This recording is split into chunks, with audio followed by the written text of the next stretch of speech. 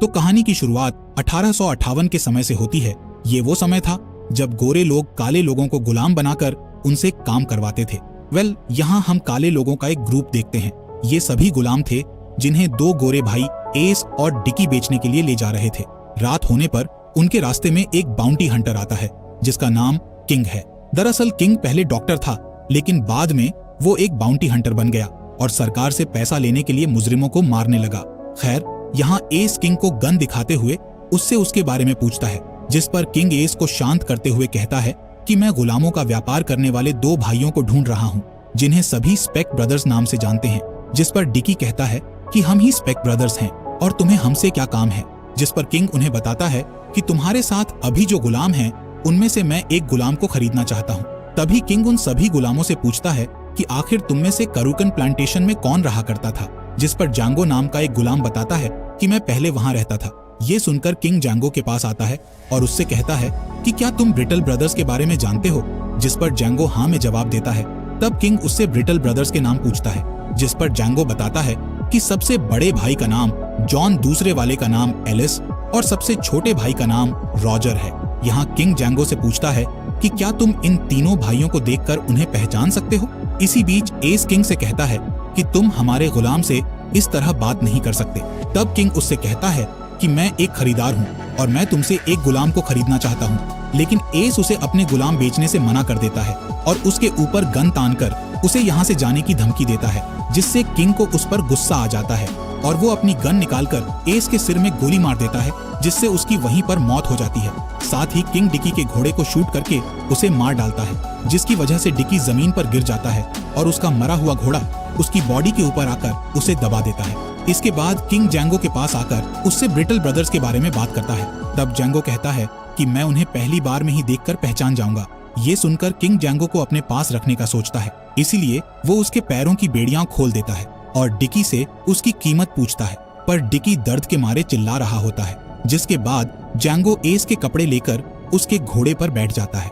वहीं king dickey के पास आकर उसे जांगो और एक घोड़े की कीमत देता है। इसके अलावा वो वहां से जाने से पहले बाकी के गुलामों से कहता है कि अगर तुम्हें आजादी की जिंदगी जीना है तो तुम्हें डिकी को मारकर यहाँ से भाग जाना चाहिए।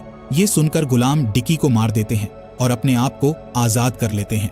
अगले दिन हम जांगो और किंग को एक गांव में जाते हुए देखते हैं। इस गांव के सभी लोग जांगो को घोड़े पर सवार देखकर हैरान हो जाते हैं, क्योंकि काले लोगों को घोड़े पर बैठने की परमिशन नहीं थी। इस वजह से सभी जांगो को घूर घूर कर देख रहे होते हैं। यहाँ किंग और जांगो एक बार में जाते हैं, जहाँ बार का मालिक जांगो को देखकर बहुत डर जाता है और बार से भाग जाता है। असल में जांगो किंग के साथ बराबरी से खड़ा था और आज के समय में काले लोगों का गोरे लोगों के साथ बराबरी से खड़ा होना बहुत ही बड़ी बात थी।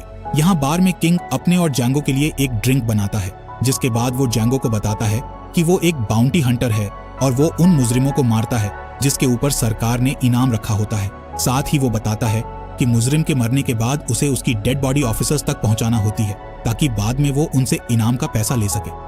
अब किंग जांगो से कहता है कि मुझे किसी को गुलाम बनाना अच्छा नहीं लगता है, पर मुझे तुम्हारी मदद की जरूरत है, इसलिए मैंने तुम्हें चुना है। यहाँ किंग जांगो से एक सौदा करता है कि अगर तुम ब्रिटल ब्रदर्स को मारने में मेरी मदद करोगे तो मैं तुम्हें $75 दूंगा और तुम्हें हमेशा के लिए आजाद कर दूंगा। इसी बीच बार का मालिक एक पुलिस ऑफिसर को वहाँ ले आता है। तब ऑफिसर किंग और जांगो को बार से बाहर आने का कहता है और उन्हें मारने की धमकी देता है, जिससे किंग को उस पर गुस्सा आ जाता है और वो उस ऑफिसर को जान से मार देता है। ये देखकर गांव के सभी लोग बुरी तरह डर जाते हैं और अपने बड़े ऑफिसर को बुलाने के लिए चले जाते हैं। इसके बाद गांव का बड़ा ऑफिसर वहां आकर बार को चारों तरफ से घेर लेता है और किंग को अपने साथी के साथ बाहर आने का कहता है। तब किंग उससे कहता है कि मैं सरकार के साथ काम करने वाला आदमी हूँ, इसलिए तुम्हें मुझ पर गोली चलाने से पहले मेरी पूरी बात सुननी होगी, जिसके लिए ऑफिसर मान जाता है। तब किंग बाहर आकर उन्हें बताता है कि मैंने तुम्हारे जिस आदमी को मारा है वो असल में एक मुजरिम था और वो अपनी पहचान छुपाकर यहाँ रह रहा था। अब क्योंकि वो मरा हुआ आदमी 2 महीने पहले ही पुलिस में भर्ती हुआ था, इसलिए बड़े ऑफिसर को किंग की बात पर यकीन होने लगता है। तब किंग उसे एक वारंट दिखाता है जिसमें उस मरे हुए ऑफिसर के बारे में लिखा था। साथ ही उसे मारने पर सरकार ने $200 का इनाम भी रखा था। इस वारंट को देखकर बड़े ऑफिसर को किंग पर यकीन हो जाता है। तब किंग उस ऑफिसर से $200 मांगता है, जिससे उस ऑफिसर को उसे $200 देने पड़ते हैं। इसके बाद किंग और जांगो वहां से चले जाते हैं। जब वो आराम करने के लिए रुकते हैं, तब किंग को पता चलता है कि जांगो शादीशुदा है और उसकी पत्नी ब्रूमहिल्डा को ब्रिटल ब्रदर्स ने किसी अमीर आदमी को बेच दिया है। यहाँ जैंगो किंग से कहता है कि मैं तुम्हारा काम करने के बाद अपनी पत्नी को ढूंढूंगा और उस अमीर आदमी से अपनी पत्नी की आजादी खरीदकर उसे अपने साथ कहीं दूर ले जाऊंगा।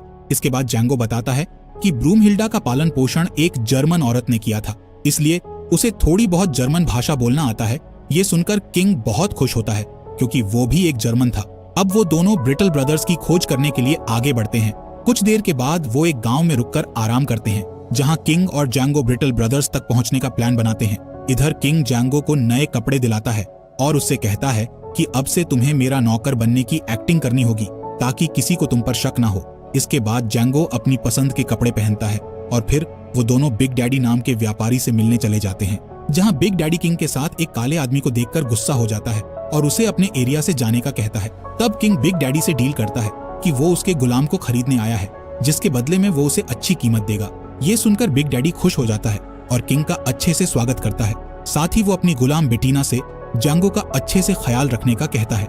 जब बेटीना जैंगो को आसपास की जगह में घुमा रही होती है, तब जैंगो उससे ब्रिटल ब्रदर्स के बारे में पूछता है, लेकिन बेटीना ऐसे भाइयों को नहीं जानती थी। इसीलिए जैंगो उससे कहता है कि वो 3 भाई हैं जो अपनी पहचान छुपा कर रहा करते हैं। तब बेटीना बताती है कि उनके यहाँ 1 साल पहले 3 भाई आए थे जो अभी भी यहाँ रहा करते हैं। जिसके बाद बेटीना एक आदमी की ओर इशारा करती है। जब जैंगो उस आदमी को देखता है तो वो उसे पहचान जाता है। ये कोई और नहीं बल्कि एलिस ब्रिटल था। इसके अलावा बेटीना बताती है कि बाकी के 2 भाई घोड़ों के अस्तबल में गुलामों को सजा दे रहे हैं। इसके बाद जैंगो तुरंत अस्तबल की ओर जाता है, जहां जॉन और रॉजर एक गुलाम लड़की को सजा दे रहे थे। ये देखकर जैंगो जॉन को शूट करके मार डालता है, जिसके बाद वो रॉजर को कोड़े से पीटता है और उसे भी शूट करके मार डालता है। यहाँ हमें पता चलता है कि जैंगो और उसकी पत्नी ब्रूमहिल्डा ने कैरुकन प्लांटेशन से भागने की कोशिश की थी, इसलिए ब्रिटल ब्रदर्स ने उसे और उसकी पत्नी को बहुत पीटा और उन दोनों के चेहरे पर भगोड़े का निशान लगा दिया, जिसके बाद उन दोनों को अलग अलग जगह पर बेच दिया था। थोड़ी ही देर बाद किंग वहां आता है। तब जैंगो उसे बताता है कि मैंने जॉन और रॉजर को मार दिया है और एलिस मैदान में गुलामों की निगरानी कर रहा है। तब किंग मैदान की ओर देखता है, जहां एलिस घोड़े पर बैठा होता है। किंग बिना किसी हिचकिचाहट के एलिस पर निशाना साधता है और उसे शूट करके जान से मार डालता है। तभी बिग डैडी अपने लोगों के साथ वहां आकर किंग और जैंगो के ऊपर बंदूक तान देता है। तब किंग उसे समझाता है कि हम किसी और को नुकसान पहुंचाने नहीं आए थे, बल्कि सिर्फ ब्रिटल ब्रदर्स को मारने आए थे। यहाँ किंग बिग डैडी को ब्रिटल ब्रदर्स के खिलाफ एक वारंट दिखाता है, जिससे बिग डैडी को उन्हें छोड़ना पड़ता है, पर उसे अभी भी उन दोनों पर गुस्सा था क्योंकि उन्होंने उसके खास आदमियों को मारा था। खैर, अब किंग और जैंगो ब्रिटल ब्रदर्स की बॉडी को अपनी बग्घी में रखकर वहां से निकल जाते हैं। रात होने पर वो दोनों एक जगह आराम करने के लिए रुकते हैं। इस बीच हम बिग डैडी को देखते हैं, जो अपने साथियों के साथ किंग और जैंगो को मारने का प्लान बनाता है।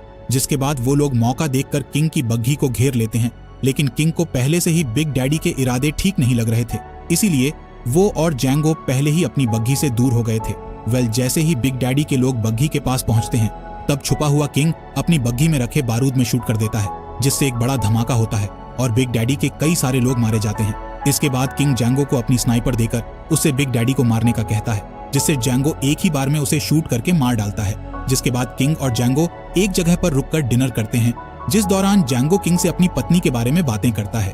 तब किंग उसे जर्मन की एक राजकुमारी की कहानी सुनाता है, जिसका नाम ब्रूमहिल्डा था।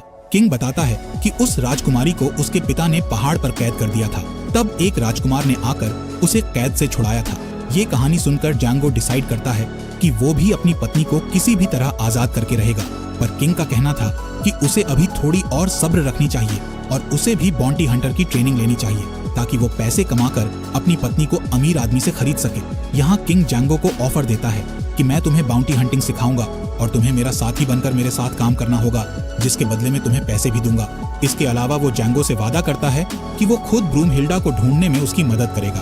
अब अगले दिन जैंगो और किंग एक गांव में जाते हैं, जहां किंग जैंगो को उसका पहला मिशन देता है, जिसमें जैंगो को स्मिटी नाम के किसान को मारना होता है। पर जैंगो को उसे मारने की हिम्मत नहीं थी, क्योंकि स्मिटी के साथ उसका बेटा भी था। इसीलिए किंग उसे स्मिटी का वारंट दिखाता है, जिसमें लिखा था कि स्मिटी और उसकी गैंग ने कई निर्दोष लोगों को मारकर उनका सामान चुराया है। इसीलिए स्मिटी और उसकी पूरी गैंग को मारने के लिए सरकार बाउंटी हंटर को $7,000 का इनाम देगी। इसके बाद जैंगो स्मिटी के ऊपर अपनी स्नाइपर तान लेता है और उसे जान से मार डालता है। अब किंग और जैंगो बर्फीली जगह पर आ जाते हैं, जहां वो स्नोमैन का उपयोग करके शूटिंग की प्रैक्टिस करता है और एक अच्छा निशानेबाज बन जाता है। साथ ही वो किंग के साथ मिलकर स्मिटी के सभी गैंग मेंबर्स को जान से मार डालता है। इसके बाद किंग और जांगो पास ही के पुलिस स्टेशन में जाते हैं, जहां वो स्मिटी और उसके गैंग वालों की डेड बॉडी को जमा करके ऑफिसर से उनके इनाम के पैसे ले लेते हैं। कुछ समय बाद वो मिसिसिपी नाम की जगह पर जाते हैं, जहां वो सड़क पर कई सारे गुलामों को देखते हैं जिनके साथ बहुत ही बुरा सलूक हो रहा होता है। यहाँ उन्हें एक रिकॉर्ड से पता चलता है कि ब्रूमहिल्डा के नए मालिक का नाम कैल्विन जे कैंडी है, जो कि मिसिसिपी के सबसे बड़े कॉटन प्लांटेशन का मालिक है। यहाँ किंग ब्रूमहिल्डा को कैल्विन से आजाद कराने का एक प्लान बनाते हुए कहता है कि मैं कैल्विन से उसका सबसे खास फाइटर खरीदने के लिए जाऊंगा और तुम मेरे सबसे खास आदमी बनकर मेरे साथ चलोगे। दरअसल कैल्विन अपने गुलामों को फाइट के लिए तैयार करता है और उन पर पैसे लगाकर बड़ी बड़ी फाइट्स करवाता है। अब जांगो और किंग कैल्विन के वकील से मिलते हैं, जो कि उन्हें कैल्विन के क्लब में ले जाता है। यहाँ कैल्विन अपने फाइटर की लड़ाई दूसरे फाइटर से करवा रहा होता है। इसके बाद किंग कैल्विन से बात करता है और उसे बताता है कि वो $12,000 में उसके सबसे अच्छे फाइटर को खरीदना चाहता है। इतने पैसों का ऑफर सुनकर कैल्विन खुश हो जाता है और उन्हें अपने कैंडी लैंड में चलने के लिए इनवाइट करता है। अगले दिन किंग और जांगो कैल्विन के साथ कैंडी लैंड के लिए निकल जाते हैं, जहां रास्ते में कैल्विन के लोग जांगो के काले होने पर उसका मजाक उड़ाते हैं, जिससे जांगो को गुस्सा आता है और वो एक गोरे आदमी को घोड़े से गिरा देता है। तब कैल्विन अपने आदमियों से कहता है कि वो जांगो को भला बुरा ना बोले। कुछ दूर चलने के बाद जांगो दिखावा करता है कि उसे भी काले लोगों से नफरत है, इसलिए वो कैल्विन के गुलामों से भला बुरा कहने लगता है। तब किंग को लगता है कि जांगो की वजह से उसका प्लान खराब हो जाएगा, इसलिए वो जांगो से बात करता है और उसे समझाता है कि तुम्हें अपने आप पर काबू करना होगा, वरना कैल्विन को हमारी असलियत के बारे में पता चल जाएगा। इसके बाद वो सभी आगे बढ़ते हैं, जहां रास्ते में कैल्विन के लोग आ जाते हैं, जो कि अपने साथ खतरनाक कुत्तों को लाए हुए थे। दरअसल कैल्विन का एक फाइटर भागने की कोशिश कर रहा था, इसलिए कैल्विन के लोगों ने उसके पीछे अपने कुत्ते छोड़ दिए थे। ये फाइटर उन कुत्तों से अपनी जान बचाने के लिए एक पेड़ पर चढ़ा हुआ था। तब कैल्विन उस फाइटर से बात करता है और उसे नीचे आने का कहता है। जब वो फाइटर नीचे आता है तो कैल्विन उससे भागने की वजह पूछता है, जिस पर फाइटर कहता है कि मैं अब और नहीं लड़ सकता। इस बात से कैल्विन को गुस्सा आ जाता है और वो उसे मारने की धमकी देता है। ये देखकर किंग को उस फाइटर पर दया आ जाती है, इसलिए वो उसे खरीदने का कहता है, जिस पर जांगो उसे रोकते हुए कहता है कि ये हमारे किसी काम का नहीं है, इसलिए इसे नहीं खरीदना चाहिए। तब कैल्विन जांगो के पास आकर उससे पूछता है कि क्या तुम्हें इस काले आदमी के मरने पर कोई अफसोस नहीं होगा, जिस पर जांगो कहता है कि ये तुम्हारा गुलाम है, तुम्हें इसके साथ जो भी करना है तुम कर सकते हो। ये सुनकर कैल्विन उस फाइटर के ऊपर कुत्ते छोड़ने का कह देता है, जिससे वो कुत्ते फाइटर पर हमला करके उसे मार डालते हैं। कुछ समय के बाद वो सभी कैंडी लैंड आ जाते हैं, जहां कैल्विन का सबसे खास गुलाम स्टीफन उनका स्वागत करता है। पर जब वो जांगो को घोड़े पर देखता है तो उसे बहुत गुस्सा आता है और वो कैल्विन से पूछता है कि आखिर वो तुम्हारे सामने घोड़े पर कैसे बैठ सकता है। दरअसल स्टीफन काला होने के बाद भी काले लोगों से नफरत करता था और उन्हें बहुत परेशान करता था। यहाँ कैल्विन उससे कहता है कि जांगो एक आजाद आदमी है और वो हमारे मेहमान किंग का खास आदमी है, इसीलिए तुम्हें उसके साथ अच्छे से पेश आना होगा। इसके बाद कैल्विन अपनी बहन लारा से मिलता है, जो कि इस जगह को संभाला करती थी। तभी किंग कैल्विन से कहता है कि तुमने कहा था कि तुम्हारे पास एक ऐसी गुलाम है जो जर्मन बोलना जानती है। तब कैल्विन को याद आता है कि उसने हिल्डी नाम की एक गुलाम को खरीदा था, जिसे थोड़ी बहुत जर्मन आती है। यहाँ किंग कैल्विन से कहता है कि मैं फाइटर की डील करने से पहले उस लड़की से मिलना चाहता हूँ। तभी स्टीफन बताता है कि हिल्डी ने यहाँ से भागने की कोशिश की थी, इसलिए उसे सजा देने के लिए उसे धूप में रखे टैंक के अंदर बंद किया है। ये सुनकर कैल्विन उसे जल्द से जल्द बाहर निकालने का कहता है। जब वो हिल्डी को बाहर निकालते हैं तो जांगो को पता चलता है कि हिल्डी कोई और नहीं बल्कि ब्रूमहिल्डा है। असल में कैंडी लैंड में आने पर उसका नाम बदल दिया गया था। जांगो ब्रूमहिल्डा की इस हालत को देखकर बहुत दुखी हो जाता है और अपनी गन निकालने लगता है। तभी वो सोचता है कि अगर उसे अपनी पत्नी को खरीदना है तो उसे खुद को शांत रखना होगा, इसलिए वो अपने गुस्से को कंट्रोल करता है।